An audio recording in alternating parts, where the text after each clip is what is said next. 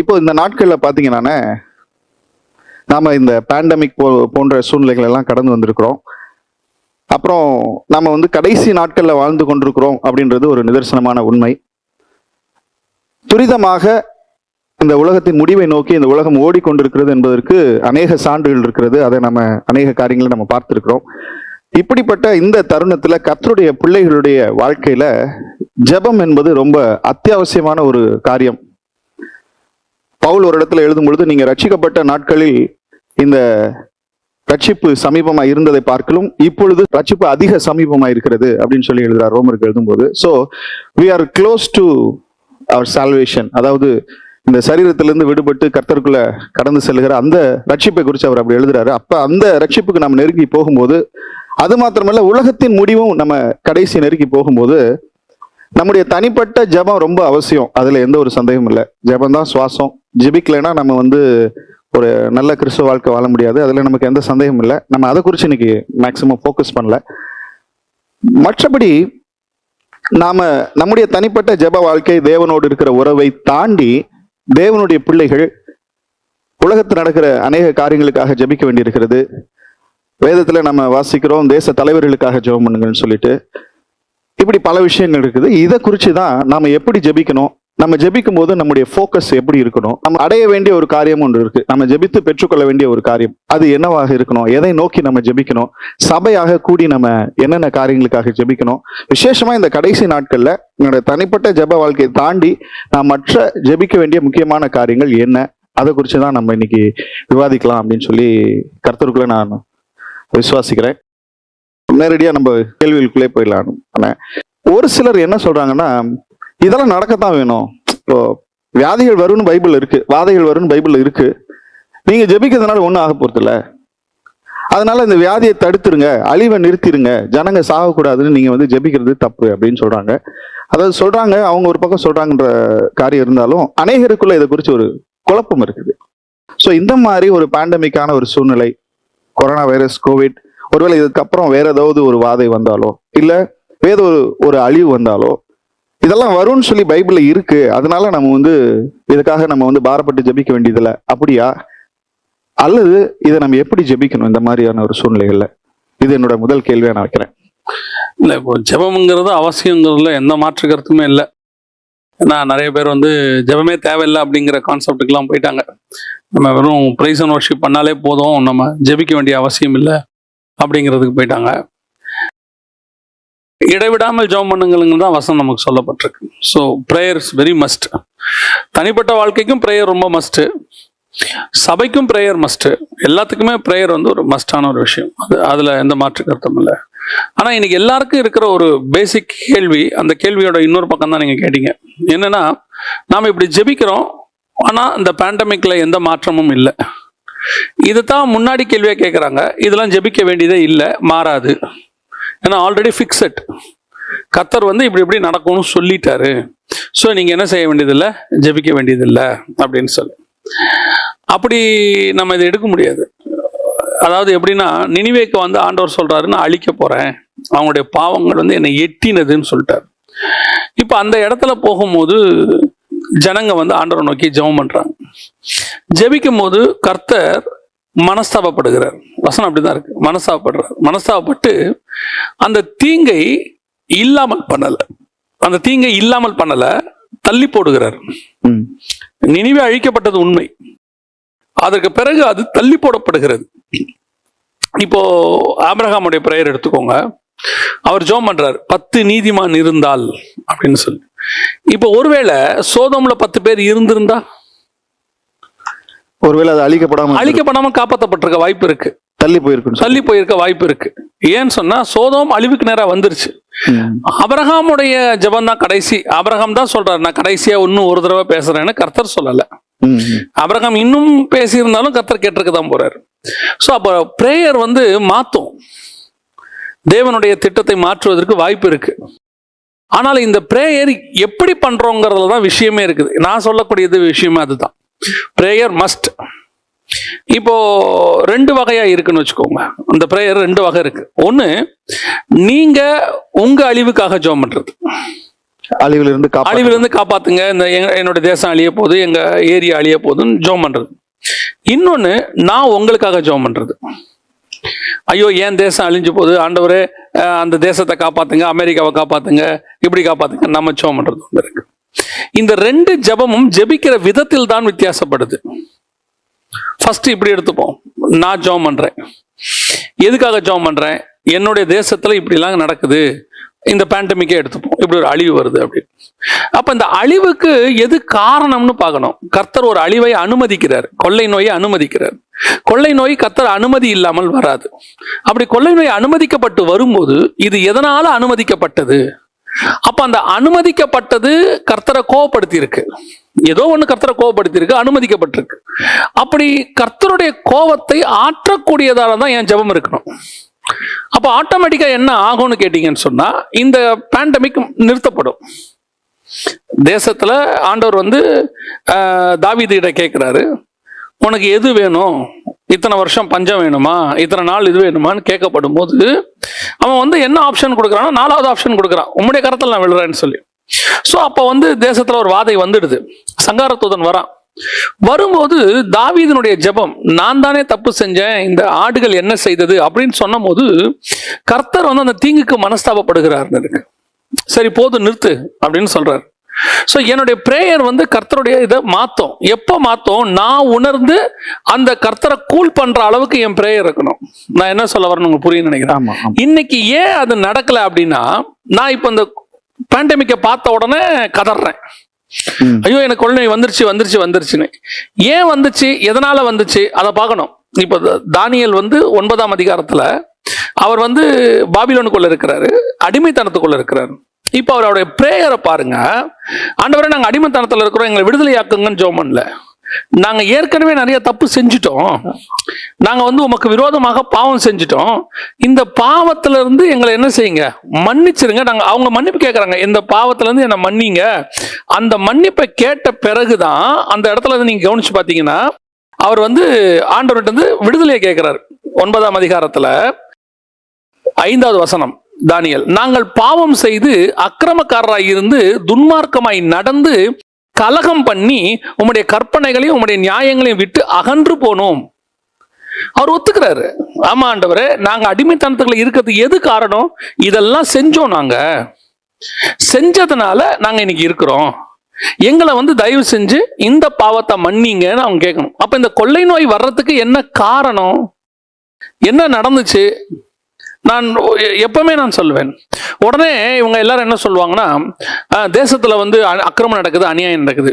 தேசத்தில் அக்கிரமம் அநியாயம் இன்னிலிருந்து நடக்கல, அது ஏதோ புதுசா 21ஆம் நூற்றாண்டுல நடக்கல. அக்கிரம அநியாயம்ங்கிறது நோவா காலத்துல இருந்து நடக்குது. ஆமா, இன்னைய விட கொடுமையானது நோவா காலம். ஆமா, பூமி கொடுமையினால் நிறைந்திருந்தது. அப்ப அந்த காலத்துல இருந்தே பாவம் இருக்கு. அப்ப ஒவ்வொரு காலத்திலையும் பாவம் இருக்கும் போது கர்த்தர் எப்படி மன்னிச்சுக்கிட்டு வந்தாரு? பாவம் அக்கிரமம் அதிகமா இருந்த காலம் இருந்தது. எப்படி கர்த்தர் மன்னிச்சார்னா, அப்பப்ப ஜனங்க போய் என்ன செய்யறாங்க, நியாயாதிபதிகள் புத்தகத்தை எடுத்துக்கொள்ளுங்க, எத்தனை தடவை ஒப்பு கொடுக்கிறார், எத்தனை தடவை மன்னிக்கிறார். அவங்க அக்கிரமம் செய்யும் போதெல்லாம் தண்டிக்கிறாரு, திருப்பி மன்னிப்பு கேட்கும் போதெல்லாம் மன்னிக்கிறார். இது நடக்குது. அப்ப இன்னைக்கு நம்ம இந்த வசனத்தை நம்ம என்னைக்கு யூஸ் பண்ணிருக்கிறோம்? இன்னைக்கும் நான் நீதிமானுங்கிற எண்ணம் மட்டும்தானே எனக்குள்ள இருக்கு. நான் பாவம் செஞ்சு நான் பாவிப்பான்றது வாயால சொல்றது இல்ல, இருதயத்திலிருந்து சொல்லணும். தானியேல் அந்த இடத்துல சொல்லும் போது அவர் பாவம் செஞ்ச மாதிரி நமக்கு எங்குமே இருக்காது. ஆனா தன் சொந்த பாவத்தை போல தன் முற்பிதாக்களின் பாவத்தையும் சொல்லி அவர் ஜெபம் பண்றார். இவர் வந்து எருசலேம்ல பாவம் நடந்த போது அவர் பிறந்திருப்பாருன்னு கூட தெரியாது. ஏன்னா அதுக்கு முன்னாடி பல பாவங்கள் ஆகாப் காலத்துல இருந்து ஆண்டவர் பார்த்துட்டு வர்றாரு, எல்லாத்தையும் மொத்தத்துக்கும் சேர்த்து தான் கொடுக்குறாரு. சோ அதுக்கப்புறம் இவர் இங்க வராரு. இவர் எருசலேமில் இஸ்ரவேலிலேயே அங்க இருக்கும் போதே அவர் உண்மை உத்தமமா வாழ்ந்திருக்கிறார். ஏன்னா வசனம் சொல்லுது, அவர் அங்க எப்படி ஜெபம் பண்ணாரோ அதே மாதிரி இங்கேயும் ஜெபம் பண்ணிருக்கிறாரு. ஆமா. சோ தன்னை தீட்டுப்படுத்த அவன் பார்த்துக்கிட்டாரு. சோ இவர் பாவம் செஞ்சதை வந்து ஒத்துக்கிறாருன்னு வச்சுக்கோங்களேன். அவர் செஞ்சாரா இல்லையானு நமக்கு தெரியல, ஆனா ஒத்துக்கிறாரு. இன்னைக்கு பாவம் செஞ்சவங்களே ஒத்துக்க மாட்டேங்கிறாங்களே, அதுல இருந்து மனம் திரும்பணுமே. மனம் திரும்பாம நீங்க என்னதான் ஜெபம் பண்ணாலும் பேண்டமிக்ல பதிலே கேட்கப்படாது, ஒரு பதிலும் வராது உங்களுக்கு. முதல் அலையோ 2வது அலையோ, நான் சொல்லுவேன், இந்தியாவிலேயே ஸ்பிரிச்சுவல் ஹப் எதுன்னு கேட்டீங்கன்னா தமிழ்நாடு தான். நல்லதோ கெட்டதோ தோமாவுடைய ரத்தத்துல ஆரம்பிச்சு சீகன் பால் கொண்டு வேதம் கொடுத்ததுல இருந்து இது வந்து ஒரு ஸ்பிரிச்சுவல் ஹப். இங்கிருந்து பல இடங்களுக்கு மிஷினரிகளும் எல்லாமே நடக்குதுன்னு வச்சுக்கோங்களேன்.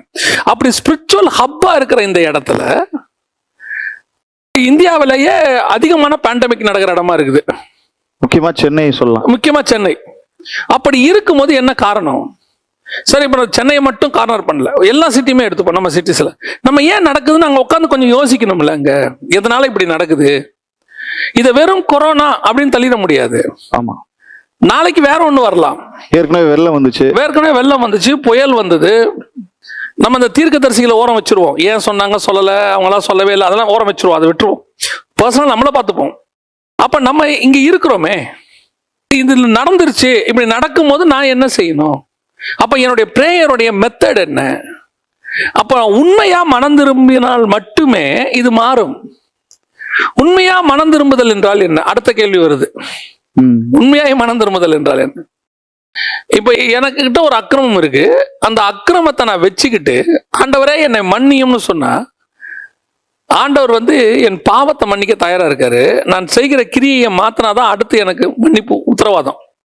என் கிரியையில எந்த மாற்றமும் இல்லைன்னா, அதான் பொல்லாத வழிகளை விட்டு திரும்பினால் திரும்பி இல்ல, அந்த வழியை விட்டு திரும்பவே இல்லை. நானு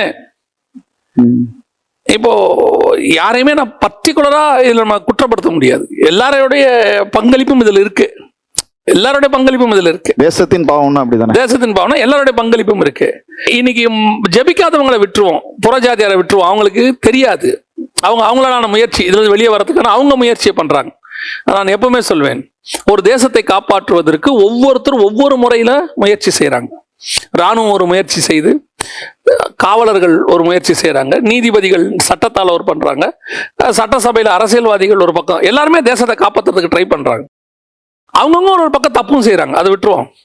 அவங்கவுங்களுடைய மெத்தட். அதே மாதிரி தான் ஸ்பிரிச்சுவல் பர்சன் ஸ்பிரிச்சுவலி இந்த நாட்டை காப்பாற்றுறதுக்கு நம்ம ட்ரை பண்றாங்க ஒரு பக்கம். அப்படி இருக்கும்போது நாம எங்க நம்மளுடைய மெத்தட்ல தப்பு செய்யறோம், எங்க கரெக்ட் பண்ண வேண்டியிருக்குன்னு நம்ம பார்க்கணும். நம்ம கரெக்டா இருந்தோம்னா தேசம் கரெக்டா இருக்கும்னு பைபிள் சொல்லுது. இன்னைக்கு கொரோனான்னு சொல்லி எல்லாரும் பார்க்குற மாதிரி நான் கிருமியா பார்க்காம இது எதனால வந்தது அப்படின்னு பார்க்குற ஆள் நானா தான் இருக்கணும். அப்ப இதை சரி பண்றதுக்கு என்ன பண்ணணும்? வெறும் பிரேயர் பத்தாது. நீங்க 300 நாள் ஜெபம் பண்ணி அழுதாலும் பதில் வராது. கிரியையை செய்யணும், கிரியை நடப்பிக்கணும். நினிவே ஜனங்களை மாதிரி ஒரு கிரியையை நடப்பிக்கணும். தேவனுக்கு நம்ம மேல நம்பிக்கை வரணும், செய்ய மாட்டோன்ற நம்பிக்கை வரணும். வருதா? இது ஃபர்ஸ்ட் மெத்தட். நான் பர்சனலா மாறணும். நான் மாறாம என்னதான் ஜெபம் பண்ணாலும் வெறும் வாயில ஜெபம் பண்ணா எந்த மாற்றமும் வராது. ரெண்டாவது, கூட்டு பிரார்த்தனை. அது சரியாகணும் அப்படின்னு நம்ம எல்லாம் சேர்ந்து ஜெபம் பண்றோம். அவங்க அந்த நாடு தப்பிக்கணும், அந்த மக்கள் தப்பிக்கணும், இப்படி ஜெபம் பண்றோம். இப்படி ஜெபம் பண்ணும் போது இந்த கூட்டு பிரார்த்தனை பல இடங்கள்ல நடந்திருக்கு. பைபிள்லையுமே எல்லாரும் சேர்ந்து கூடி வந்து ஜெபம் பண்ணினார்கள் அப்படின்னு இருக்கு. ஆனா அந்த ஜெபம் பண்ணக்கூடிய ஆட்கள்லாம் யாருன்னு கொஞ்சம் பார்க்கணும். யாரையுமே நம்ம குறை சொல்லல. ஜெபம் பண்றவங்க எப்படி இருக்கணும் அப்படின்னு ஒரு கிரைட்டீரியா இருக்கு. அந்த கிரைட்டீரியாவுக்கு நான் வந்துட்டு ஜெபம் பண்ணதான் என் ஜெபம் அவர் கேட்கும். ஏன்னா வசனத்துல சங்கீதம் 65 என்ன சொல்லுது? ஜெபத்தை கேட்கிறவரே மாம்சமான யாவரும் இடத்துல வருவார்கள். இவருக்கு பேரே ஜெபத்தை கேட்கிறவர். அப்ப என் ஜெபம் கேட்கல, நான் ஒன்னு சொல்றேன் நடக்கல. நான் ஒரு படி மேல போயே சொல்லுவேன், என்னுடைய ஜெபம் இருக்கு, அது தேவனுக்கு விருப்பம் இல்லாமையே இருக்கும். பட் நான் பண்ணேன்றதுனால கர்த்தர் அதுக்கு பதில் கொடுப்பாரு. அப்படி ஒரு சம்பவங்கள் பைபிள்ல இருக்கு நிறைய. இப்போ பனியும் மழையும் 3.5 வருஷம் பெய்யாது என்று கர்த்தருக்கு முன்பாக நிற்கிற நான் உங்களுக்கு சொல்லுகிறேன். யார் சொல்றா? எலியா சொல்றாரு. 1 ராஜாக்கள் 17 சொல்றாரு. இது கர்த்தர் சொன்னதா எலியா சொன்னதா அப்படின்னு பார்த்தா கர்த்தர் சொன்ன மாதிரி இருக்காது. எலியா சொன்னதுதான்.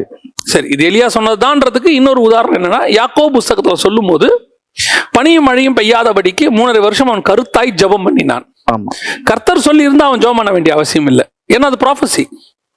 இங்க அந்த ப்ராஃபசியை இவன் சொல்றான். இவன் சொன்ன உடனே எலியா என்ன பண்றாரு? அடுத்த 3 வருஷம் ஜெபம் பண்றாரு. போய் உட்காந்துட்டு, ஆண்டவரே நான் சொல்லிட்டேன் பனியும் மழையும் பெய்யாதுன்னு, நீங்க அதுக்கு என்ன செய்யணும்? செவி சாய்க்கணும். இப்ப கர்த்தர் பனியும் மழையும் பெய்யாத மடிக்கு ஒரு தேசத்தையே அடைச்சு வைக்கிறாரு, அப்படின்னு சொன்னா இவனுடைய பிரேயர் எப்படி இருக்கு பாருங்க. வசனம் சொல்லுது ஜெபம் பண்ணினான். அப்ப அந்த பிரேயர் அவ்வளவு பவர்ஃபுல். அப்ப ஜெபம் பண்ணக்கூடிய ஆளுடைய ஜெபத்தை கர்த்தர் கேட்டு உடனே கிரியை செய்யறாருன்னா, அந்த ஜெபம் பண்றவன் கர்த்தருக்கு முன்பாக நிற்கிறவனா இருக்கணும். அவன் ஜெபம் பண்ணான்னா கர்த்தர் கேட்பாரு. அது அவருக்கு சித்தம் இல்லை, அவர் சொல்லல, ஆனா அவன் சொன்னான். அதுதான் நான் சொல்ல வரேன் வித்தியாசம். அப்ப ஜெபம் பண்ணக்கூடியவங்க நம்ம ஒரு விஷயத்த சொல்றோம், நம்ம சொன்ன உடனே அது கர்த்தர் சொல்லாத இருந்தாலும், நான் கர்த்தருக்கு முன்பாக நிற்கிறவனா இருந்தால் கர்த்தர் எனக்கு பதில் கொடுப்பார். இன்னைக்கு பதில் வரல. ஏன்னா நான் கர்த்தருக்கு முன்பா நிக்கல. கர்த்தருக்கு முன்பா நிக்கிறவனா இருந்தா தைரியமா நான் இந்த ஜெபத்தை செய்வேன்ல. அதுதான் இங்க மிஸ்டேக். அந்த ஜெபத்தை தான் நாம ஏறெடுக்கணும் இப்ப. ஸோ அப்போ இந்த மாதிரி ஒரு பேண்டமிக்கான சூழ்நிலைகள்ல கண்டிப்பா தேவனுடைய பிள்ளைகள் ஜெபிக்கணுமா வேண்டாமான்ற கேள்வியே இல்லை, ஜெபிச்சுதான் ஆகணும். ஜெபிச்சா இது ஒருவேளை முற்பிதாக்கள் செய்ததுனால வந்த பேண்டமிக்கா இருந்தாலும் கூட, சில பேர் அப்படி சொல்லுவாங்க, இது முன்னாடி செஞ்சதுனால அந்த விளைவை தள்ளி போட வைக்க நம்மளால முடியுங்கிற. ஆனா அதுல முக்கியமான குறிப்பு இந்த வசனத்திலிருந்து நம்ம எடுத்துக்கலாம். என் நாமம் தரிக்கப்பட்ட என் ஜனங்கள் தங்களை தாழ்த்தி ஜெபம் பண்ணி என் முகத்தை தேடி தங்கள் பொல்லாத வழிகளை விட்டு திரும்பினால் அப்பொழுது பரலோகத்தில் இருக்கிற நான் கேட்டு அவர்கள் பாவத்தை மன்னித்து அவர்கள் தேசத்துக்கு க்ஷேமத்தை கொடுப்பேன். ஆமா, நாளாகமத்துல வரும். 2 நாளாகமும் 7ஆம் அதிகாரம் 14ஆம் வசனத்துல வாசிக்கிறோம். சோ இதுல கீயான விஷயம் நான் ஜெபிக்கிறேன், அழுது ஜெபிக்கிறேன், போராடி ஜெபிக்கிறேன், இத்தனை மணி நேரம் ஜெபிக்கிறேன், இத்தனை நாள் ஜெபிக்கிறேன்றதை விட மெய்யான மனம் திரும்புதல், தேவனுக்கு முன்னாடி, அதாவது என்னுடைய தனிப்பட்ட வாழ்க்கையில தேவனுக்கு முன்னாடி நிற்கிறவனாக, எலியாவை போல தேவனுக்கு முன்னாடி நிற்கிறவனாக, மெய்யாக என்னுடைய பொல்லாத வழிகளை விட்டு திரும்புகிற ஒரு மனுஷனாக, என்னுடைய பாவங்களை விட்டு திரும்புகிற மனுஷனாக நின்று நான் ஜெபிக்கும் போது நிச்சயமாக நினிவே பட்டணத்துடைய அழிவு தள்ளி போடப்பட்டது போல நம்முடைய தேசமாக இருந்தாலும் எந்த தேசமா இருந்தாலும் அந்த க்ஷேமத்தை கர்த்தர் கொடுப்பேன்னு சொல்லியிருக்கிறாரு. 100% ஆண்டவர் செய்வார். நான் இப்போ ஒரு விஷயம் பைபிள்ல இருந்து சொல்றது என்னன்னா, கர்த்தரால அவருக்கு பிரியமானவன் ஜெபம் பண்ணும் போது அவரால் அதை தாண்டி போக முடியாது. அது யாக்கோபு முழுதும் அழுதாலும் சரி, மரியாள் கண்ணீர் விட்டாலும் சரி, யார் செஞ்சாலும் அவரால் அதை தாண்டி போகவே முடியாது. அவர் பதில் கொடுத்துட்டு தான் போவாரு. தேவனை அறிகிற அறிவுனாய் தான். நாம போனோம், ஜெபம் பண்ணோம், வந்துட்டோம், செகண்ட் அலை வருது அப்படின்னா என்ன அர்த்தம்? ஜெபத்தை கேட்கிறவர் தான் அவரு. நானும் பிரேயர் பண்ணிட்டேன், அப்ப நடுவுல என்ன நடக்குது? என் ஜெபத்தினால என்ன பலன்? செய்யறேன்னா அவர் அசைக்கிறவனா இருக்கணும். அவர் என் ஜெபத்தை தாண்டி போகக்கூடாதவரா இருக்கணும். அப்படி இருந்தால் மட்டும்தான் இது கேட்கும். அந்த இடத்துக்கு தான் நம்ம எல்லாரும் வரணுங்கிற. நம்ம வெளியரங்கமா ஜெபத்துக்கு கொடுக்கிற இம்பார்ட்டன்ஸை விட அந்தரங்கத்துல கர்த்தரோடு கூட இருக்கிற உறவு கரெக்டா இருந்தா இந்த வெளியரங்கமான ஜெபம் தேவையே படாதும்பே. நான் இயேசு கிறிஸ்து ரொம்ப அழகா சொல்லுவாரு 11ஆம் அதிகாரம் யோவான்ல, பிதாவே நீர் எப்பொழுதும் எனக்கு செவிசாய்க்கிறீர் என்று நான் அறிந்திருக்கிறேன், ஆனால் இங்கே உள்ளவர்கள் விசுவாசிக்கும்படி நான் ஜெபிக்கிறேன். லாசருடைய கல்லறைக்கு முன்னாடி நிற்கும் போது இந்த கான்ஃபிடென்ட் தான் எனக்கு வேணும்.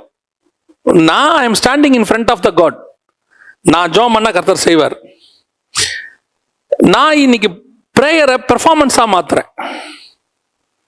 இன்னைக்கு தமிழ்நாட்டில் எடுத்துக்கோங்க, இந்த பேண்டமிக் டைம்ல லேக்ஸ் அண்ட் லேக்ஸ் ஆன ஆன்லைன்ஸ்ல பிரேயர் போயிட்டே இருக்கு.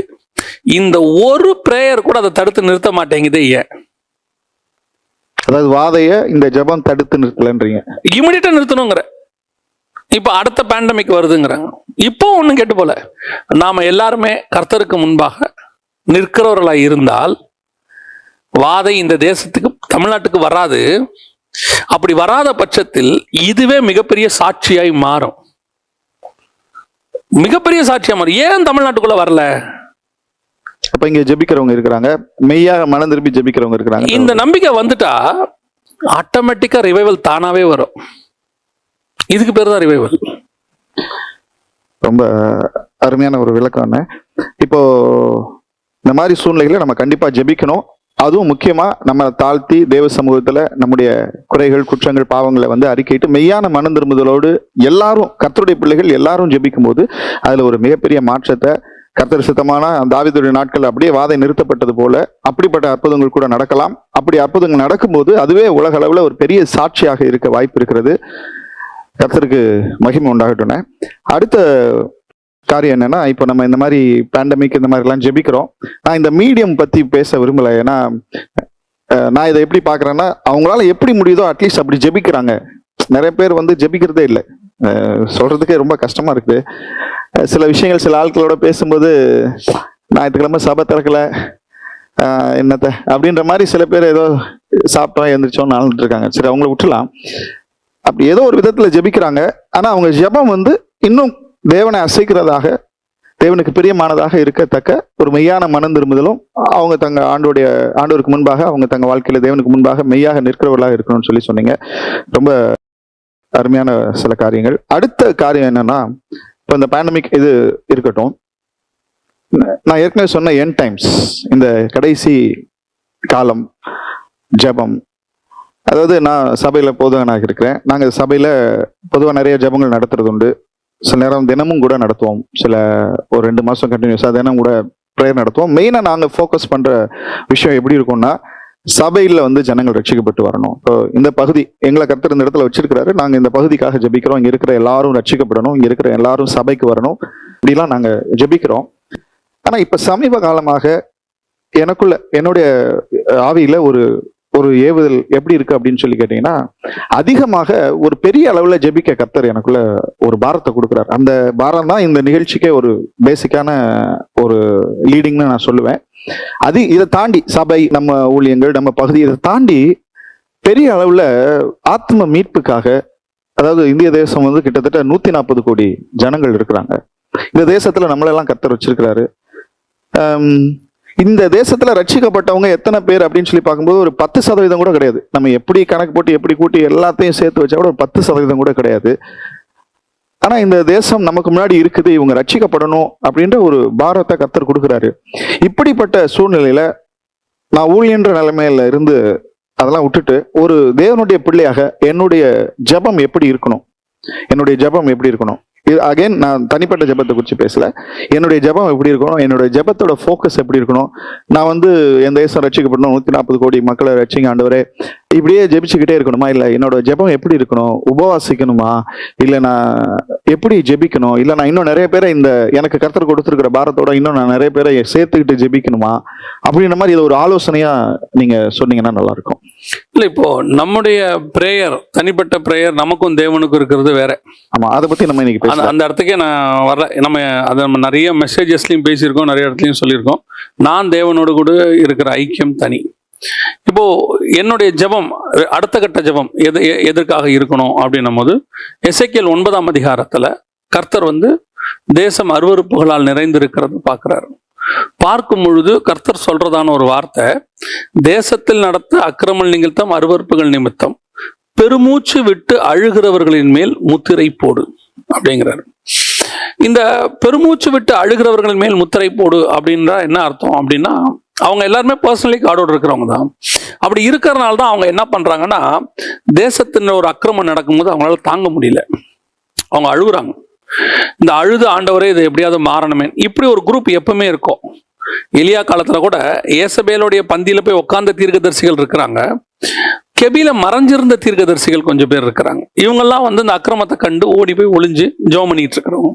ஸோ இந்த ஜெபம் வந்து இந்த தேசத்துக்கான ஒரு மாற்றத்தை ஒரு நாள் கொண்டு வரும். எப்போ கொண்டு வரும் தெரியாது, ஆனா கொண்டு வரும் இந்த இவங்க ஜெபிக்கிறது.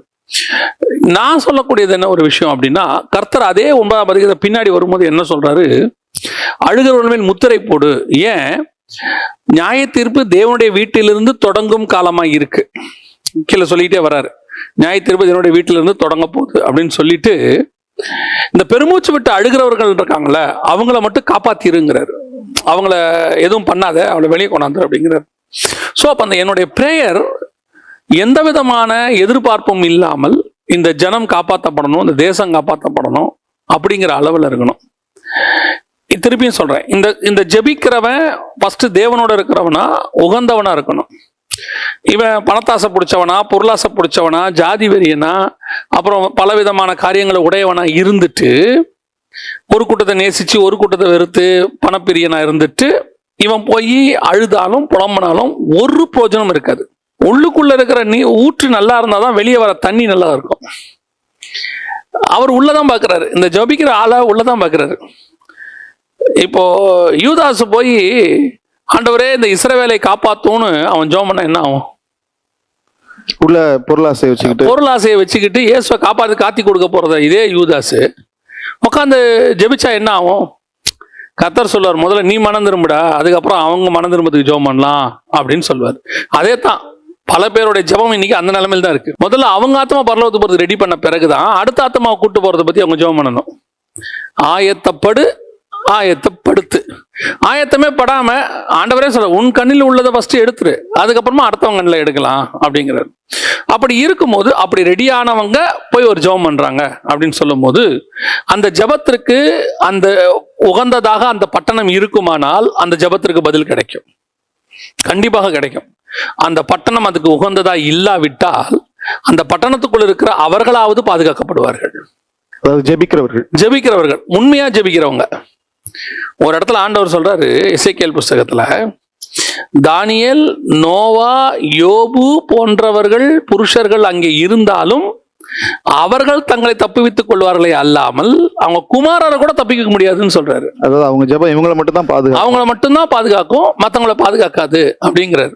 காரணம் என்ன அப்படின்னா, இவங்களுடைய அந்த ஊக்கமான ஜெபத்துக்கு தகுதி வாய்ந்ததாக அந்த பட்டணமோ அந்த ஜனங்களோ இல்லை. சோ இப்ப நான் என்ன நினைக்கிறேன் அப்படின்னா, இதுக்காக ஜெபம் பண்ண வேண்டிய அவசியம் இல்லையா? கண்டிப்பா ஜெபம் பண்ணணும். ஏன்? அவங்க மனம் திரும்புதலுக்கு நீ ஜெபம் பண்ணா அவன் மனம் திரும்ப விட்டாலும் அந்த ஜெபம் நம்மை காப்பாத்தும். ஒரு சிம்பிளான உதாரணத்துல சொல்லணும்னா, யோபு நண்பர்களுக்காக ஜெபம் பண்ணினான், கர்த்தர் அவன் சிறையிருப்பை திருப்பினார். 42ஆம் அதிகாரம் யோபு புஸ்தகம். அப்ப என்ன அர்த்தம்னா, அதுலயும் ரொம்ப பர்டிகுலரா ஒரு வேர்டு இருக்கும், கர்த்தர் யோபுவின் முகத்தை பார்த்தார்னு இருக்கும். இந்த நண்பர்கள் தப்பு செஞ்சிட்டாங்க, ஆண்டவரோட கோவம் அவங்க மேல இருக்கு. இப்ப இவங்க போன உடனே இவங்க என்ன செய்யறாங்க, ஆண்டவர்கிட்ட போகும்போது ஆண்டவர் சொல்றாரு, யோபு ஜெபம் பண்ணாதான் உங்களை நான் கேட்பேன், நான் கேட்க மாட்டேன்னு சொல்லிட்டாரு. யோபுவை பாக்குறாரு, இவன் எப்படி ஜெபம் பண்றான். இப்ப யோபுக்குள்ள என்ன வரக்கூடாது? குரோதம் வரக்கூடாது, நண்பர்கள் மேல கசப்பு வரக்கூடாது, இது எதுவுமே இருக்கக்கூடாது. இது எதுவுமே இல்லாம அவன் ஜெபம் பண்ணணும். அப்போ அவனுடைய பர்சனல் குவாலிட்டிஸும் வெரி இம்பார்ட்டன்ட். அதுக்கப்புறம் அவன் ஜெபம் பண்றான், கர்த்தர் அவன் சிறையிருப்பை மாற்றினார், யோபுவோட சிறையிருப்பை மாற்றினார். அப்போ அந்த ஜெபம் குறைஞ்சபட்சம் என்னையாவது காப்பாற்றும். ஆனா நான் பண்ணும்போது என்னையாவது காப்பாற்றணும் ஜெபம் பண்ணக்கூடாது, உண்மையுமா அவனுக்காக ஜெபம் பண்ணணும். ஸோ இப்படித்தான் இந்த கடைசி காலத்துல ஜெபம் இருக்கணும். கடைசி காலம் பூமி கொடுமையினால தான் நிறையும். இது என்ன பேண்டமிக், இதை விட மோசமான பேண்டமிக்ஸ்லாம் வரும். நான் சொல்லலை, சயின்டிஸ்டே சொல்றாங்க, பைபிளும் சொல்லுது. மோசமான காலகட்டங்கள் வரும், சூழ்நிலைகள் வரும், இயற்கை பேரழிவுகள் வரும், வாட் எவர் இட் இஸ். எது வந்தாலும் சரி, என் ஜெபத்துல எனக்கு தொய்ந்து போகவே கூடாது. நான் ஜெபம் பண்ணிட்டே இருக்கணும். ஃபர்ஸ்ட் நான் சரியா இருக்கணும், அடுத்து நான் ஜெபம் பண்ணணும். அந்த ஜெபம் ஒன்று அவர்களை காப்பாற்றும், அவர்கள் தகுதி இல்லாதவர்களாக இருந்தால் அது என்னை காப்பாற்றும். ஸோ இதுதான் அந்த பிரேயருடைய அடுத்த கட்ட ரொம்ப இம்பார்ட்டண்டான ஒரு விஷயம். பேசிக்கலா நம்ம தேவனுக்கு முன்னாடி நம்ம சரி செய்ய வேண்டிய காரியங்கள், அதுல நம்ம கான்சென்ட்ரேட் பண்ணோம் அப்படின்னு சொல்றீங்கன்னா அது ஃபைன். என்னோட கேள்வி என்னன்னா, இப்போ இந்த தேசம் நமக்கு முன்னாடி இருக்குது, ரட்சிக்கப்படணும். இப்போ நாங்கள் ஒரு புறஜாதி மார்க்கத்திலிருந்து ரட்சிக்கப்பட்டு வந்திருக்கிறேன். என்னுடைய குடும்பத்திலும் உறவினர்கள் மத்தியிலும் அநேகர் ரட்சிக்கப்படாமல் இருக்கிறாங்க. இப்படி என்னை போன்ற சூழ்நிலை இருக்கிற அநேகரை நான் கர்த்தருக்குள்ள நடத்திக்கிட்டு இருக்கிறேன். சபையில கூட அந்த மாதிரி ஆட்கள் நிறைய பேர் வராங்க. ஸோ இப்போ இவங்களுக்கு ரெண்டு விதமான பாரம் இருக்குது. ஒன்று நான் ரட்சிக்கப்பட்டிருக்கிறேன், நான் பரலோகத்துக்கு கண்டிப்பா போவேன், என் குடும்பத்தார் போகணும். ஆனா சில சூழ்நிலைகள்ல நம்ம சொல்றோம், ஆனா அவங்க ஏற்றுக்கொள்ள மாட்டாங்க. இந்த மாதிரி ஒரு பாரம். ரெண்டாவது, என் தேசம் எனக்கு முன்னாடி இருக்குது. நம்ம இந்த கேள்வி எப்படி வச்சுக்கலாம், இப்போ நான் கர்த்தருக்குள்ள நான் நிச்சயமா இப்போ ஒருவேளை இன்னைக்கு மரிச்சா நிச்சயமா பரலோகத்துக்கு போற ஒரு நிலைமையில நான் வாழ்றேன் அப்படி வச்சுக்கிட்டு, ஸோ இப்போ என்னோட ப்ரேயர் அண்ட் ஃபோக்கஸ், ப்ரேயர்ல என்னோட ஃபோக்கஸ் எப்படி இருக்கும், அதாவது இந்த எண்ட் டைம் வியூல, அதே நேரத்துல ரட்சிக்கப்படாதவங்க குடும்பத்தார், ரட்சிக்கப்படாத தேசம், இந்த வியூல என்னோட ப்ரேயர் எப்படி இருக்கணும் அப்படின்னு சொல்லிட்டு. ஆமா, ஃபர்ஸ்ட் நம்ம பார்த்த மாதிரி நம்முடைய பர்சனல் ப்ரேயர் அதை விட்டுருவோம். இப்போ அது நம்ம கிளியர் ஆயிடுச்சு. இப்போ இந்த தேசம் ரட்சிக்கப்படணும், ஜனங்கள் மனம் திரும்பணும், கொள்ளை பொருளாக ஆத்துமக்கள் வேணும். ஆமா, அது நம்முடைய ஃபோக்கஸ். இதுதான் நம்முடைய ப்ரேயருடைய வெரி இம்பார்ட்டண்ட்டான ஒரு மையம். ஏன் சொல்றேன்னா, நம்ம குடும்பத்தை கூட நம்ம ரெண்டாவதா வச்சுக்கலாம். ஏன் ரெண்டாவதா வச்சுக்கலாம்னு சொல்றேன்னா, கர்த்தராக இயேசு கிறிஸ்துவை விசுவாசி, அப்போ நீயும் உன் வீட்டாரும் ரட்சிக்கப்படுவீர்கள். சோ அந்த வீட்டார் என்பது வாக்கு தத்துவம். ஆண்டவர் எப்படியாவது அவங்களை கொண்டாந்துருவாருன்னு ஒரு நம்பிக்கை நமக்கு இருக்கு. நம்ம அந்த சென்டர் பாயிண்ட் ஆயிட்டோம். நம்மளை வச்சு ஆண்டவர் ஏதோ ஒண்ணு செஞ்சு அந்த குடும்பத்தாரை கொண்டாடுவாரு. அவங்களுக்காக நம்ம ஜெபம் பண்ணணும். அதை நம்ம டிஃபால்ட்டா பண்ணத்தான் போறோம், பண்ணாம இருக்கும். அது தானாவே வந்துடும். சோ நம்ம அதை செய்வோம். அதுக்கப்புறம் அடுத்து செய்ய வேண்டிய மிக முக்கியமானது இந்த தேசத்துக்கான ஒரு ஜெபம். இந்த ஜனங்கள் ஆத்துமாக்களுக்கு என்ன கேட்டா வேற ஜெபமே இல்லை. இதுதான் ஃபைனல் ஜெபம். ஏன் இதுக்கப்புறம் வேற ஜெபம் இல்லை அப்படின்னு கேட்டா, இன்னைக்கு சொல்லி கொடுக்குற மாதிரி இந்த வேர்ல்ட்லி பிளெஸிங்ஸ்க்காக ஜெபம் பண்ண வேண்டிய அவசியமே கிடையாது. ஒரு இடத்துல கூட நியூ டெஸ்ட்மெண்ட்ல வேர்ல்ட்லி பிளெஸிங்ஸ்க்காக ஜெபம் பண்ணுங்கன்னு இருக்கவே இருக்காது. ஒரு இடத்துலயும் இருக்காது. இந்த வேர்ல்ட்லி பிளெஸிங் வந்து ஒன்று நீங்க செஞ்சீங்கன்னா அதோட ரியாக்ஷன் என்னன்னு இருக்கு இல்லையா? For each and every action there's reaction. So நீங்க உண்மை உள்ளவர்களாக இருந்தா பரிபூர்ண ஆசீர்வாதம் தானா வரும். தேவனுடைய ராஜ்யத்தையும் நீதியும் தேடினா இவையெல்லாம் உங்களுக்கு கூட கொடுக்கப்படும். ஸோ இது வந்து அதோடைய ரியாக்ஷன். ஸோ நீங்க அதை செஞ்சுட்டே இருந்தா போதும், இது தானாவே வந்துடும், வேர்ல்ட்லி பிளெஸிங் வந்துடும். அதை விட்டுருவோம். அப்ப நம்முடைய ஜெபம் அடுத்து மிக முக்கியமா இருக்க வேண்டியது எதுக்காக அப்படின்னா, இந்த தேசத்துக்காகவும் ஆத்துமாக்களுக்காகவும். இந்த ஆத்துமாக்களுடைய ரட்சிப்புக்கு நீங்க ஜெபம் பண்ணும் போது எந்த பாகுபாடும் இல்லாம முழுவதுமா வரணும் அப்படின்னு. இப்ப இவங்க எல்லாருமே ஒரு விஷயம் சொல்றாங்க, ஒரு எழுப்புதல் அப்படின்னு, ரிவைவல்னு ஒண்ணு சொல்றோம். இந்த ரிவைவல்ங்கிறதனுடைய விஷயம் என்ன அப்படின்னு நம்ம பார்க்கணும். எது ரிவைவல் அப்படின்னு நமக்கு தெரியணும்ல. எல்லாருமே இப்ப ரிவைவலுக்காக தான் பிரேயர் பண்றாங்க. நிறைய எழுப்புதல் ஜெபம், எழுப்புதல் மாநாடு ஜெபம் என்னென்னமோ நடக்குது. ஆமா, ரிவைவல் பிரேயர். அப்ப இந்த ரிவைவல்னா என்ன? முதல்ல நீங்க அந்த பிரேயர் பண்றவங்க எல்லாரையும் கேட்டு பாருங்க, ரிவைவல்னா என்ன அப்படின்னா, பல்கா ஜனங்க ரட்சிக்கப்படுவாங்க, அதுதான் ரிவைவல் அப்படின்னு சொல்றாங்க. இந்த ஏன் அப்படி நம்ம சொல்றோம்னா, பேதுரு எழுந்திருச்சு பிரசங்கம் பண்ணாரு, 3000 பேர் ரட்சிக்கப்பட்டாங்க. அடுத்து 5000 பேர் ரட்சிக்கப்பட்டாங்க இல்லையா? அதுக்கப்புறம் ரட்சிக்கப்பட்டவர் உலகமெங்கும் சிதறி போனார்கள். அவ்வளவுதானே. அதுக்கப்புறம் நீங்க எடுத்து பாத்தீங்கன்னா இந்த 5000 3000 கணக்கே இருக்காது. அதுக்கப்புறம் என்ன இருக்கும்னு கேட்டீங்கன்னா, ஒரு மனமாகி கூடி அவர்கள் எல்லாரும் சாலமன் மண்டபத்தில் தங்கி இருந்தார்கள், இப்படிதான் இருக்குமே. அதுக்கப்புறம் இந்த 5000 3000 கணக்கே வராது, எங்கேயுமே வராது. அப்ப அதுக்கப்புறம் எழுப்புதல் போயிருச்சா? அப்ப எழுப்புதல் என்பது இதை ஃபோக்கஸ் பண்ணல, நம்பர்ஸ் ஆஃப் சோல்ஸ் அது ஃபோக்கஸ் பண்ணவே இல்லை. ரிவைவல் என்பது அன்னைக்கு அப்போஸ்தலர்களுக்குள்ள வந்தது, அப்படியே உலகமெங்கும் அங்க இருந்தவங்க மூலமா பரவி போச்சு. பல ஜாதியார் இருந்தாங்க, அந்த பல ஜாதியாருக்குள்ள பரிசுத்த ஆவியானவர் ஊற்றப்பட்டு அவங்கவுங்க ஊருக்கு எடுத்துட்டு போயிட்டாங்க. அதுக்கு பேர் தான் ரிவைவல். 5000 பேர் வந்தானே, அதுக்கு பேர் ரிவைவல் இல்ல. ரிவைவல் எது? இவங்களுக்குள்ள வந்த ஆவியானவர் அங்க இருந்த, அதுக்குதான் பர்டிகுலரா இந்தந்த ஊர்க்காரங்க அங்க இருந்தாங்கன்னு போட்டிருக்கு. அவர்கள் வழியாக, அதுதான் 1906 அசுசா ஸ்ட்ரீட்ல வந்தது. அசுசா ஸ்ட்ரீட்ல அந்த சர்ச்சில் எல்லாரும் ரட்சிக்கப்பட்டு ஒரு 5000 பேர் வந்தாங்கன்றது ரிவைவல் இல்ல.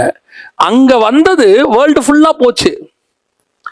இவங்களுடைய ஃபோக்கஸே இன்னைக்கு ரிவைவல் என்பது எது மேல இருக்கு அப்படின்னா, 5000 பேர் வரணும், 3000 பேர் வரணும், பல்கா ஜனங்க வரணும். இது ரிவைவல் கிடையாது. ரிவைவல் எனக்குள்ள வந்து ஸ்பிரிட்ல வந்து ஒரு எழுப்புதல் வரணும். ஸ்பிரிட்ல எழுப்புதல் வந்தா என்ன ஆகும்? இந்த உலகத்தை வெறுத்து நான் எழுந்திருச்சு நிப்பேன். பேதுரு தைரியமா எழுந்து நின்று ஜனங்கள் மத்தியில பிரசங்க. இதுக்கு பேர் தான் ரிவைவல். இவங்க ரிவைவலுடைய ஃபோக்கஸே தப்பா இருக்கு. இதுக்கு தான் நம்ம ஜெபம் பண்ணணும். அவங்க 40 நாள் ஜெபம் பண்ணதனுடைய விளைவு இங்க வந்திருக்கு. ஒருமனப்பட்டு கூடி வந்து அவர்கள் ஜெபிக்கும் போது, அப்ப அந்த பிரேயருக்கு முன்னாடி இந்த ஒருமனம், இந்த காரியங்கள்லாம் நிறைய இருக்கு. ஸோ இவங்க இதுல கான்சன்ட்ரேட் பண்ணவே இல்லை, க்ரௌட கான்சன்ட்ரேட் பண்றோம். இன்னைக்கு நம்ம ஃபோக்கஸே mega church, mega crowd, mega mega mega. ஏன்னா அந்த மெகா சீரியல் வந்ததுனால எல்லாரும் மெகாக்குள்ள போயிட்டாங்க. எப்ப இந்த மெகா வந்துச்சோ ரிவைவலே இல்லை. இதை விட்டுட்டு இப்ப எனக்குள்ள இருக்கிற ஒரு அபிஷேகமானது இங்க இருக்கிற ஒரு 10 பேருக்குள்ள போனா போதும் அப்படின்ற ஒரு எண்ணம் வரணும். ஒரு 12 பேர் ஏசுனது எத்தனை பேர் எழுப்பினாரு? 12 பேர் எழுப்பினாரு. அதுல ஒருத்த போயிட்டா 11 தான். ஆனா வசனம் சொல்லுது, உலகத்தை கலக்கிறவர்கள் இங்கேயும் வந்து விட்டார். அந்த 11 பேர் தான் ரிவைவல். அப்ப எண்ணிக்கை கிடையாது, அவருக்குள்ள இருக்கிற அந்த ஸ்பிரிட், ரிவைவல் ஸ்பிரிட் எனக்குள்ள வரணும். அது எனக்குள்ள வரும்போது எனக்குள்ள மாற்றத்தை உண்டாக்கும். அதுக்கப்புறம் நான் இந்த உலகத்தின் ஆசை உடையவனா இருக்கவே மாட்டேன். என் பிரசங்கத்திலே நல்லா தெரியும், நான் ப்ரீச் பண்றதுலையோ அல்லது என்னுடைய ஆக்டிவிட்டீஸ்லயோ அல்லது என்னுடைய வாழ்க்கை முறையிலையோ முழுக்க முழுக்க ஸ்பிரிட் வெளிப்படுறதை நான் பார்க்க முடியும். ஃப்ளஷ் வெளிப்படுறதை என்னால் பார்க்க முடியாது. இதான் ரிவைவல். இதுக்கு தான் நம்ம ஜெபம் பண்ணணும்.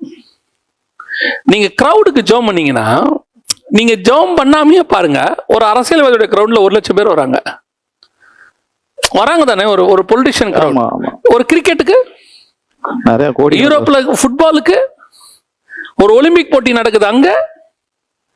அப்ப இதெல்லாம் என்ன ரிவைவலா? இவங்களுக்கு ரிவைவலோட ஃபோக்கஸே இன்னும் சரியான ஃபோக்கஸ் இல்ல. ஹோலி ஸ்பிரிட்டுக்குள்ள இருக்கக்கூடியதான அந்த ஸ்பிரிட்டோடைய காரியம் எனக்குள்ள வந்து இறங்கணும். அதான் அவங்களுக்குள்ள வந்து இறங்குச்சு. அது அங்கிருந்த ஒரு சிலருக்குள்ள போச்சு. அவங்க அந்த ஊருக்கு அதை எடுத்துட்டு போயிட்டாங்க. இவங்க அந்த ஊருக்கு எடுத்துட்டு போனவங்களை விட்டுட்டு இவங்க கிட்ட வந்து 5,000 பேரை மட்டும் பார்த்துட்டாங்க. அந்த எடுத்துட்டு போனவங்க கிட்ட தான் ரிவைவல் இருக்கு. இதுக்கு நம்ம ஜெபம் பண்ணணும். அதாவது நம்ம வந்து இந்த இத்தனை ஆயிரம் பேர் ரட்சிக்கப்படணும், இத்தனை லட்சம் பேர் ரட்சிக்கப்படணும் அப்படின்ற ஒரு ஜெப போக்கஸை விட்டுட்டு மெய்யான அந்த ஆவிக்குரிய எழுப்புதல் எல்லாருக்குள்ளே வரணும் அப்படின்னு நம்ம ஜெபிக்க ஆரம்பிக்கணும்னு சொல்றீங்க. இந்த தண்ணி வந்து நல்லா கொதிக்கணும். வீட்டில் சுடுதண்ணி வச்சுட்டு குளிக்கிறதுக்கு இந்த தண்ணி நல்லா சூடாச்சா பாருப்பாங்க. கீழே அடுப்பை பற்ற வைங்க, அந்த தண்ணி தானா சூடாயிருங்கிற.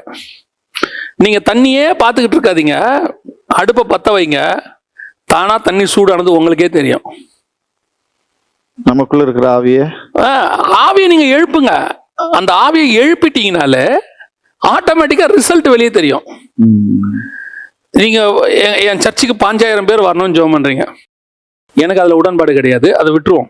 எனக்கு அதுல உடன்பாடு கிடையாது. முதல்ல நான் அப்படி ஜெபிக்கல. ஏன் சொல்லணும்னா 15,000 பேரை எப்படி நடத்துவாங்கன்ற அந்த கான்செப்டை விட்டுருவோமே. சரி, 5,000 பேர் இருக்கட்டும். நான் கேட்கிறேன், 25,000 பேர்னு கத்தர் வச்சிருந்தா என்ன பண்ணுவீங்க? உங்களுக்கு உங்க சபையில எவ்வளவு எண்ணிக்கைன்னு உங்களுக்கு தெரியாதுல்ல, எவ்வளவு கர்த்தர் உங்களை நம்புறாருன்னு உங்களுக்கு தெரியாதுல்ல. அப்போ அப்படி இருக்கும்போது நீங்க ஏன் ஒரு லைன் போடுறீங்க? கேட்டா சொல்லுவாங்க, அந்த டார்கெட்டை வச்சு ஜெபம் பண்றோம். அந்த டார்கெட்டை வச்சு ஜெபம் பண்ணும்போது அச்சீவ் பண்ணணுங்கிற வெறி வருது. டார்கெட்டே இல்லாத ஒரு வேலை உலகத்துல இருக்குன்னா அது மினிஸ்ட்ரி மட்டும்தான். அவர் உங்ககிட்ட இவ்வளவு ஆத்துமானு டார்கெட்டே கேட்கல. அவர் சொன்னார், நீ விதைய போடு, நான் பாத்துக்கிற மிச்சத்தை. நல்லா விளையணும்னு கூட ஆண்டவர் ஜெபம் பண்ண சொல்லல, ஆட்களை அனுப்புங்கன்னு தான் ஜெபம் பண்ண சொன்னார். இன்னைக்கு கிறிஸ்தவத்தினுடைய ஃபோக்கஸ் வேறையாயிருச்சு, பிரேயர்ல இருந்து எல்லாமே. நான் இன்னும் ஒரு காரியம் கூட முக்கியமா சொல்ல விரும்புறேன். இந்த பிரேயருடைய ரிசல்ட் வெறும் பிரேயர் ரிசல்ட் கொண்டு வருமா அப்படின்னா, ஒரு பக்கம் பிரேயர் பிரேயர் பிரேயர், இந்த உலகம் வந்து நம்மளை கொஞ்சம் பார்க்குது. கிறிஸ்தவங்க நல்லா ஜெபம் பண்றாங்க அப்படின்னு சொல்றோம், அதுல எந்த மாற்று கருத்தும் இல்லை. கிறிஸ்தவர்கள் அதிகமாக ஜெபம் பண்றாங்க, என்ன கிரியை செய்யறோம்னு பாக்குறாங்க இல்லையா? ஆமா. எனக்கு பக்கத்து வீட்டுல ஒருத்தன் சாப்பிடாம இருக்கிறான்னு தெரிஞ்சு அவன் இயேசு உன்னை நேசிக்கிறார், இயேசு உன்னை நேசிக்கிறார்னா இப்ப அவனுக்கு அந்த காஸ்பல் ரீச் ஆகுமா? இல்ல, ரீச் ஆகாது. அவனுக்கு தேவையானது சாப்பாடு. அவனுக்கு உண்மை சாப்பாடை மட்டும் நீங்க கொடுத்துட்டு வந்துருங்க. அவன் சொல்லுவான், இயேசுக்காரங்க வந்து சாப்பாடு கொடுத்துட்டு போனாங்க அம்மா, சர்ச்சில் இருந்து சாப்பாடு கொடுத்தாங்க அம்மா, அவன் சொல்லுவான். அப்போ கிரியையும் இந்த உலகம் பார்க்குது. கொடுக்க வேண்டிய காலத்தில் இருக்கிற நாம கேட்க வேண்டிய இடத்துக்கு வந்திருக்கோம். இது கொடுக்க வேண்டிய ஒரு காலம். நிறைய சபைகள் செய்யறாங்க, நான் இல்லைன்னே சொல்லல. நிறைய சபைகள் செய்யறாங்க, நிறைய ஊழியர்கள் செய்யறாங்க, நிறைய ஸ்தாபனங்கள் செய்து உலகம் அது பார்க்குது. ஒரு நாட்டில் ஒரு தடவை ஒரு பெரிய பேரழிவு வந்தது. அந்த பேரழிவு நடந்தப்போ அதெல்லாம் முடிஞ்சிருச்சு. அதெல்லாம் முடிஞ்ச போன பிறகு ஒரு 2-3 மாசம் கழிச்சு போய் ஒரு மீட்டிங் நடத்துறதுக்கு ஒருத்தர் கேட்குறாரு, ஒரு ஊழியக்காரரு, எங்களுக்கு பர்மிஷன் கொடுங்கன்னு.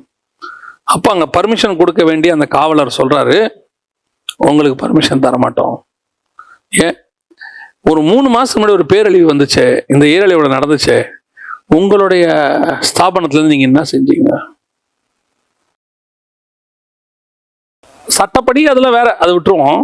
அவர் சொல்றாரு, என்ன சார் நீங்க மீட்டிங் நடத்துறதுக்கு மட்டும் வரீங்களே, இவ்வளோ பாதிக்கப்பட்டு இத்தனை ஆயிரம் பேர் இங்க சாப்பாடு வீடு இல்லாம இருந்தாங்களே, நீங்க ஏதாவது செஞ்சீங்களா? நீங்க எல்லாம் இப்ப பிரசங்கம் பண்ணி என்ன சார் ஆக போகுதுன்னு நான் பிலீவர் கேட்கிறாரு. பார்த்தா அந்த காலகட்டத்தில் நம்ம ஆட்களை நிறைய பேர், முகம் தெரியாதவர்கள், பெயர் தெரியாதவங்களாம் போய் இறங்கி என்ன பண்ணியிருக்காங்க, செஞ்சிருக்காங்க. அது அவருக்கு மனசுல பதிஞ்சிருக்கு. ஸோ இப்போ நம்ம மத ரீதியான காரியங்களை கேட்க போகும்போது அவங்க என்ன எதிர்பார்க்குறாங்க? தேவனுடைய அன்பு அங்கே எதிர்பார்க்குறாங்க. நான் சொல்லுவேன், நம்முடைய 1000 பிரசங்கம் ஒருத்தனை மாற்றுதா இல்லைன்னு எனக்கு தெரியாது, ஆனால் அன்பு அவனை மாற்றும். ஸோ உங்கள் ப்ரேயர் இந்த அன்போடு இருந்தால் தான் சக்ஸஸ். அன்பு இல்லாமல் நீங்கள் ப்ரேயர் பண்ணீங்கன்னா பிரயோஜனமே இல்லை. இயேசுநாதருடைய எல்லா ப்ரேயருக்கும் ஏன் பிதா பதில் கொடுத்தாருன்னா, இயேசுநாதர் அன்போடு சேர்ந்து தான் செஞ்சார். பவுல் பிரசங்கம் பண்ணும்போது அன்பு இருந்துச்சு. அதில் அன்பு எனக்கு இல்லாவிட்டால் ஐயோன்னு அவரால் ஏன் எழுத முடியுதுன்னா அதான் காரணம். இன்னைக்கு நமக்கு மினிஸ்ட்ரி ஒரு கடமை ஆயிடுச்சு. சார் ஒர்க், அந்த ஒர்க்கில் ஒரு பார்ட் ப்ரேயர். ஆஃபீஸ் 5 மணி நேரம் நடக்குதுன்னா 8 மணி நேரம் நடக்குதுன்னா அதில் 1 ஹவர் கண்டிப்பாக ஜோம் பண்ணணும்னு கிறிஸ்டியன் ஆஃபீஸ்லாம் போட்டு வச்சுருக்காங்க. வரவங்களும் அது 1 ஹவர் ஜோம் பண்ணுறாங்க. பட் வாட் இஸ் ரிசல்ட்டே இருக்காது. ஏன்னா அவனுக்கு அது 1 ஹவர் ஜாப். அது அன்பின் அடிப்படையில் செய்கிற ஜெபம் கண்டிப்பாக கேட்கப்படும். ரொம்ப அருமையாக சொன்னீங்கன்னா, இப்போ ஒரு கேள்வி ஆரம்பிச்சா போய்கிட்டே இருக்குது. நான் சில கேள்விகள் வச்சிருந்தேன், மைண்டில் வச்சிருக்கிறேன். இன்னும் குறைஞ்சது இன்னொரு 4-5 கேள்வி இருக்குது. இப்படி போனோம்னா ரொம்ப நேரம் ஆகும் அப்படின்னு நினைக்கிறேன். நம்ம என்ன செய்யலாம் அப்படின்னா, இந்த நிகழ்ச்சியை தொடர எடுத்துக்கலாம். இது ஒரு எபிசோடா இன்னைக்கு நம்ம இதை முடிச்சிருவோம். கர்த்தருக்கு சித்தமான சீக்கிரமா இன்னொரு நேரத்தில் இதோட அடுத்த பகுதியை நம்ம எடுத்து நம்ம ஒளிபரப்புவோம். அப்போ என் தேசத்தின் ரட்சிப்புக்காக, என் தேசத்தின் எழுப்புதலுக்காக நான் எப்படி ஜெபிக்க வேணும், என்ன ஃபோக்கஸ்ல ஜெபிக்கணும் அப்படின்னா, முதல்ல கண்டிப்பாக என்னுடைய தனிப்பட்ட வாழ்க்கையில நான் தேவனோடு நான் எப்படி ஆண்டவர் எதிர்பார்க்கிறாரோ அந்த அளவுக்கு ஒரு பரிசுத்தத்தோடும் ஒரு ஐக்கியமான ஒரு உறவோடும் நான் இருக்க வேண்டும். தேவனுக்கு முன்பாக நிற்கிறவனாக இருக்க வேண்டும். எனக்குள்ள அந்த அனல் இருக்கணும். நீங்க அழகா சொன்னீங்க, கீழே இருக்கிற நெருப்பை பற்ற வச்சீங்கன்னா ஆட்டோமேட்டிக்கா தண்ணி கொதிக்க போகுது அப்படின்னு சொல்லிட்டு. அப்ப அந்த நெருப்பு எனக்குள்ள கொதிச்சுட்டே இருக்கணும். நீ பெற்ற வரத்தை அனல் மூட்டி எழுப்புன்னு பவுல் தீமோத்தேயுக்கு சொன்ன மாதிரி அதை நான் எழுப்பணும். அதுக்கு நான் தேவனோடு இருக்கணும், அதிகமா நேரம் செலவிடணும், என்னை பரிசுத்தமா காத்துக்கொள்ளணும், எனக்குள்ள சரி செய்ய வேண்டிய சகல காரியங்களையும் நான் சரி செய்யணும், அதே நேரத்துல நான் ஜெபிக்கிறவனாகவும் இருக்க வேண்டும் அப்படின்னு சொல்லும்போது நான் வெறுமனே ஜெபிக்க முடியாது. அந்த ஜெபமானது கர்த்தருடைய அன்பு எனக்குள்ள இருக்கும்போது அது கிரியையாக வெளிப்பட வேண்டும். இந்த மாதிரி பேண்டமிக்கான ஒரு சூழ்நிலையில நான் எந்த அளவுக்கும் இறங்கி மக்களுக்கு உதவி செய்ய வேண்டிய ஒரு கட்டாயத்திலும் நான் இருக்கிறேன். ஆண்டவர் நாமத்தை முன்னிட்டு நான் அநேகருக்கு உதவியும் செய்ய வேண்டிய கட்டாயத்தில் இருக்கிறேன். அப்படி இருக்கும் பொழுது தேவனுடைய அன்பு தேசத்துல நிச்சயமாக பரவும் அப்படின்னு சொல்லி நம்ம சொன்னீங்க. இதோட ஆக்சுவலா இந்த கேள்வியில இன்னும் சில விஷயங்கள் இருக்குது. நாம் கர்த்தரிசமான சீக்கிரத்துல அடுத்த எபிசோட்ல இந்த ஜெபத்தை குறித்து நம்ம பேசலாம். ஆண்டவருக்கு மகிமை உண்டாகட்டும். நாம நெக்ஸ்ட் எபிசோட்ல நாம் சந்திப்போம். இப்போ ஒரு ஜெபம் செய்து இந்த எபிசோட நம்ம நிறைவு செய்வோம். நல்ல தகப்பனே, சர்வ வல்லமையுள்ள எங்கள் ஆண்டவரே, நாங்கள் உமக்கேற்றபடி எங்கள் வாழ்க்கையை அமைத்துக் கொள்ள நீர் விரும்புகிற இருதயம் எங்களுக்குள்ள இருக்க, உம் இருதயத்துக்கு ஏற்றவனாய் கண்டேன் என்று சொன்னப்பட்டபடி நாங்கள் எங்கள் வாழ்க்கையிலும் எங்கள் ஜெபத்திலும் எங்களுடைய அன்றாட வாழ்விலும் உம்மை பிரியப்படுத்துகிறவர்களாக, நீர் விரும்புகிறதை செய்கிறவர்களாக, உம்மை தரிசிக்கிறவர்களாக, உம் சத்தத்தை கேட்கிறவர்களாக, உம்மோடு நடக்கிறவர்களாக விசேஷமாய் நாங்கள் ஜெபிக்கும் போது அதுக்கு நீர் பதில் தருகிற அந்த அனுபவத்தோடு கூட இருக்க கர்த்தர் கிருபை பாராட்டுங்கப்பா. ஆண்டவரே, இந்த வேத வசனத்தின்படி எங்கள் வாழ்க்கை அமைய கிருபை பாராட்டும். இதை கேட்கிற ஒவ்வொருத்தருக்குள்ளும் நீர் கிரியை செய்வீர் என்று நாங்கள் விசுவாசிக்கிறோம். நீர் மாத்திரம் மகிமைப்படும். எங்கள் ஆண்டவர் இயேசுவின் நாமத்தில் ஒப்பு கொடுத்து ஜெபிக்கிறோம் எங்கள் ஜீவனுள்ள நல்ல பிதாவே. ஆமென். ஆமென். Praise Lord. கர்த்தர் சித்தமான ஒரு நேரத்துல மீண்டுமாக இந்த ஜெபத்தை குறிச்சதான இந்த விவாதத்தின் அடுத்த எபிசோட்ல நாம் சந்திப்போம்.